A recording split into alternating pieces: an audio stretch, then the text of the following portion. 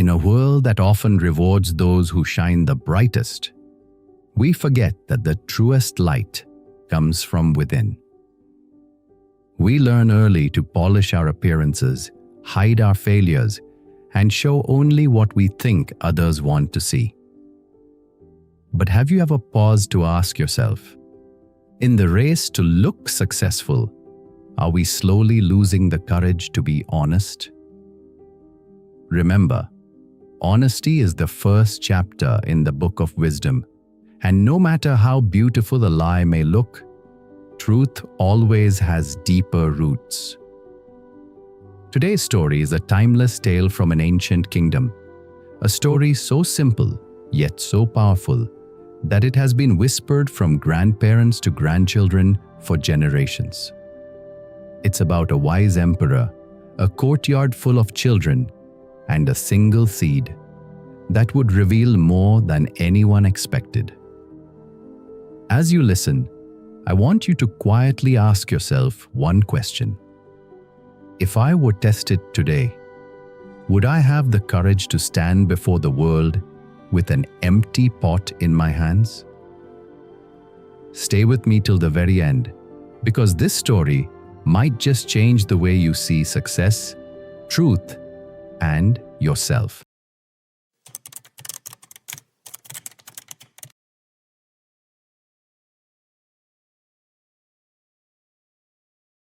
Long ago, in a kingdom where the rice fields stretched like green silk to the horizon, and the rivers ran slow and silver under the morning sun, there lived an emperor who had grown old. He had ruled wisely for many years, but he had no child of his own, and the question of who would sit upon the throne after him troubled his sleep. He was a gardener at heart. He believed that the measure of a person could be read in how they tended living things. So one spring morning, he summoned every child in the kingdom to the palace courtyard. They came by the hundreds, farmers' sons with sun-browned arms, merchants' daughters in bright silks, children from fishing villages, from mountain hamlets, from the narrow lanes of the capital. They gathered beneath the plum trees and waited, wide-eyed, as the emperor descended the marble steps. In his hands, he carried a small clay bowl filled with seeds. "My children," he said, and his voice was gentle, but it carried across the courtyard like a bell. "I am old. One of you will one day take my place. To choose among you, I will give each of you a single seed. Plant it, water it, care for it. Return here in 6 moons' time, and whichever of you brings me the most beautiful plant, that child shall be my heir." A great murmur rose from the crowd. The children pressed forward, and one by one, they received their seed from the emperor's own hand. Each seed was small and dark and unremarkable, and each child cupped it as though it were made of gold. Among them was a quiet village boy. The boy loved growing things more than anything in the world. His little garden behind his father's cottage was the wonder of his village. Sunflowers that turned their bright faces to follow him as he passed. Jasmine that climbed his windowsill. A small lemon tree he had raised from a pip. When the emperor placed the seed in his palm, the boy's heart leapt. Surely, he thought, if anyone can grow this, I can too. He ran home. He chose his finest clay pot. He filled it with the richest, darkest soil from the shaded corner of his garden. Soil he had tended for years, rich with the crumbled leaves of many autumns. He planted the seed with careful fingers, watered it from a porcelain cup, and set it on his windowsill where the morning sun would find it first. Then he waited. A week passed. Nothing. 2 weeks. 3. The soil stayed dark and silent. The boy began to worry. He moved the pot to a sunnier spot. He watered it more carefully, then less. He whispered to it in the evenings. He changed the soil twice, each time using earth even more tender than the last. But the pot remained empty. Not a shoot, not a whisker of green. Nothing at all. Meanwhile, in the lanes of his village, he began to see the other children carrying their pots out into the sunlight to show their parents. Bright blossoms, climbing vines, flowers in every color of the dawn. His neighbor's daughter had a plant already taller than her little brother. The baker's son had blooms the color of fire. The boy looked at his empty pot and felt a stone settle in his chest. The months slipped by. Summer ripened into autumn. The day the emperor had named drew near. And still, the pot held nothing but dark, silent soil. He sat beside it on the last evening, his chin on his knees, and he cried quietly, because he loved growing things, and he did not understand how he had failed. His father found him there. The old man was a quiet soul, not given to many words, and he sat down beside his son on the wooden floor. He looked at the empty pot for a long time. Then he said, "My son, did you give the seed your best?" The boy nodded, his eyes wet. The richest soil, the cleanest water, the brightest sunlight. Everything I had, Father, everything I knew. His father was silent a moment. Then he said, "Then take the pot to the emperor just as it is. An honest, empty pot is the best you have to give. And the best you have to give is what you must bring." He placed a gentle hand on his son's head. "Remember, my boy, integrity is doing the right thing even when no one is watching." The boy did not want to go. The thought of walking into that courtyard carrying nothing but dirt while every other child carried a garden, the shame of it made him feel small as a grain of rice. But he trusted his father, and somewhere deeper, beneath the fear, he trusted something else that he could not yet name. So in the gray light before dawn, he washed his face, combed his hair, put on his plainest clean clothes, and carried his empty pot down the long road to the palace. What a sight awaited him! The courtyard had become a garden beyond imagining. Children stood in long rows, each holding a plant more magnificent than the last. There were flowers that spilled over the rims of their pots like waterfalls of color. There were small trees heavy with fruit. There were blossoms that perfumed the air so sweetly that the bees had come from the palace orchards to hover among them. And there he was, walking slowly through the crowd with his pot of dark, silent earth. The other children stared. Some pointed, some laughed behind their hands. One boy, holding up a great crown of crimson peonies, jeered. "What is that, farmer's boy? Did you forget to plant the seed?" The boy's cheeks burned. He wanted to turn and run home. "It is easy to stand with the crowd," his father had once told him, "but it takes courage to stand alone." He drew a slow breath, found a quiet place near the back of the courtyard, and he stood there with his empty pot, and he waited. The great bronze gong sounded. The emperor emerged. The old man descended the marble steps slowly, and he walked among the children, and his face, as he passed from plant to plant, grew stranger and stranger. He did not smile. He did not praise. He paused before the grandest blooms, the tallest stalks, the rarest flowers, and he only looked and moved on. The children exchanged glances. The whispers began. Then the emperor reached the back of the courtyard, and he saw the village boy. He saw the boy with his plain clothes, his trembling hands, his pot of empty earth. And he stopped. The boy bowed so low that his forehead nearly touched the ground. "Your Majesty," he whispered, I am sorry. I planted my seed in the richest soil. I watered it.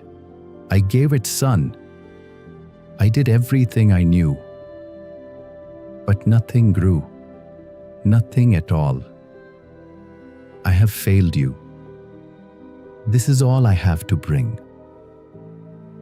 For a long moment, the emperor did not speak. And then, slowly, the old man's stern face broke into the warmest smile that courtyard had ever seen. He turned, and his voice rang out so that every child heard him. "My children, hear me now. The seeds I gave you, every one of them, I had boiled in water before I placed them in your hands.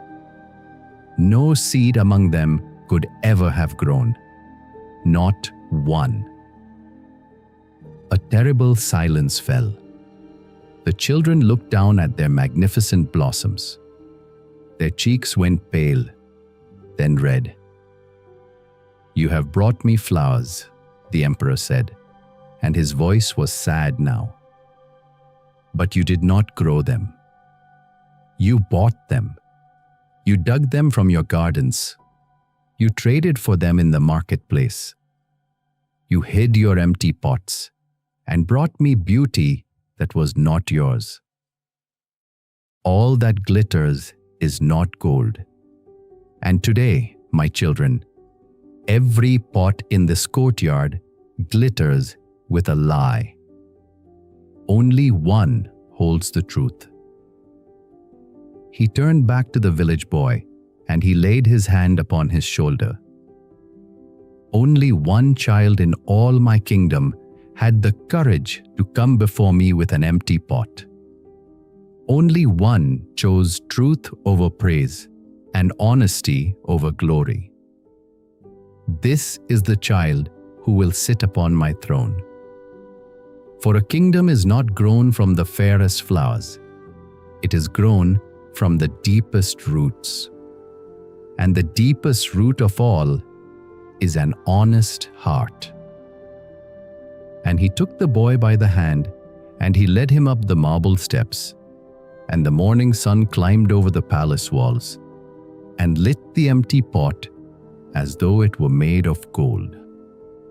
This beautiful story carries within it a lesson that echoes across every century and every corner of the world. The emperor wasn't looking for the prettiest flower. He was looking for the purest heart. Because he knew something that most of us forget in our rush to impress the world. All that glitters is not gold. In every courtyard of life, there will always be people holding up borrowed blooms, pretending they grew what they only purchased. But truth has a quiet power. Truth alone triumphs, even when it stands alone in plain clothes at the back of the crowd. Think about your own life for a moment. How often do we feel pressured to show results we haven't earned, to claim knowledge we don't have, to wear success we haven't built? We polish our lives for social media. We exaggerate in our conversations. We hide our empty pots behind beautiful lies. But here's the gentle truth the story whispers to us. 3 things cannot be long hidden: the sun, the moon, and the truth. A lie may bloom quickly, but its roots are shallow. A lie has speed, but truth has endurance. The boy's greatest gift was not that he grew a plant. His greatest gift was that he grew a character. When everyone around him chose the easy path of pretense, he chose the harder path of honesty. And that is where real leadership is born. Remember, it is easy to stand with the crowd. It takes courage to stand alone.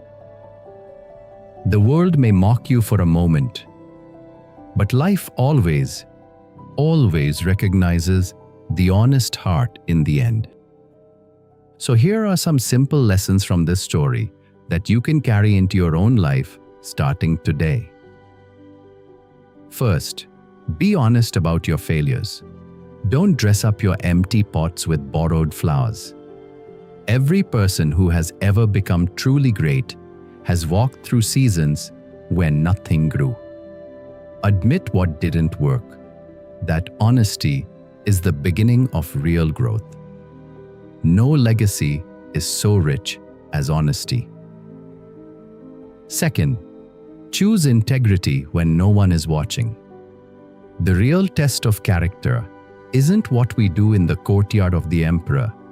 It's what we do alone, in our room, on our phone, in the quiet moments of our day. Integrity is doing the right thing, even when no one is watching. Build that habit, and life itself will begin to trust you with bigger things. Third, don't chase appearances, build roots. In a world obsessed with looking successful, dare to actually be good. What is essential is invisible to the eye. The flowers fade, the roots remain. Invest your time in becoming someone of depth, not just someone of display. Fourth, don't wait for the perfect moment to be truthful. Many of us say, "I'll be honest when it becomes easier." But the time is always right to do what is right. Speak the truth today. Own your mistakes today. Live with a clean heart today. And finally, guard your reputation like your most precious treasure. A single lie destroys a whole reputation of integrity. It takes years to build trust and seconds to break it. Honesty is a very expensive gift. Don't expect it from cheap people. And more importantly, make sure you are never counted among them. The emperor's kingdom was not won by the child with the brightest blossoms. It was won by the child with the bravest heart. And in your own kingdom, your family, your work, your community, your own soul, the same rule still holds true. Sincerity is the way of heaven. The attainment of sincerity is the way of men. Walk that path, and one day, when the sun rises on your life, it will light up even your empty pots as though they were made of gold. Now I'd love to hear from you. Comment below and tell me, in a world that often rewards pretending, what is one area of your life where you choose to stay honest no matter what? Your answer might inspire someone else who is quietly carrying an empty pot today. If this story touched your heart, please like and share the video so that this message of truth and integrity reaches more people who need to hear it. And don't forget to subscribe to our channel, because I'll be back soon with another meaningful story like this one. Until then, be patient, stay grateful, walk in truth, and keep moving forward in life.